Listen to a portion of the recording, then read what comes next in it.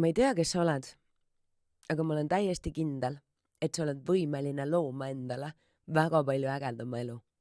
Ma olen täiesti kindel, et sa tegelikult tead juba praegu, mida oleks vaja teha, muuta, ära lõpetada, valida, välja öelda.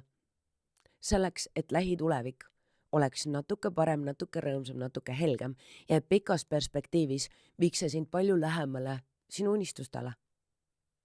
Sa ju tead, come on.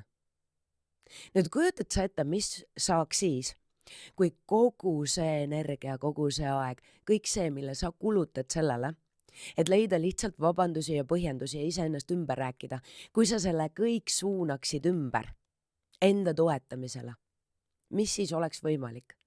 Mis oleks võimalik siis, kui sa usuksid endasse ja sa teeksid selle sammu ja sa prooviksid? Ja mis siis, et ebaõnnestumine tundub nagu väga palju hirmsam, aga kas see tegelikult on?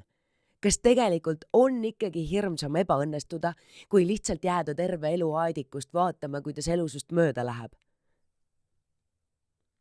Mis siis saaks, kui sa annaksid endale selle võimaluse? Sest sa tegelikult ju tead.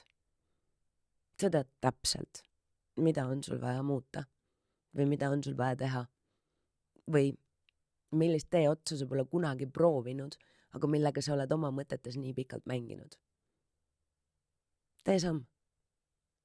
Need lood ja vabandused, need ei kao kuhugi, sa saad alati nende juurde tagasi tulla. Aga vähemalt anna endale see võimalus.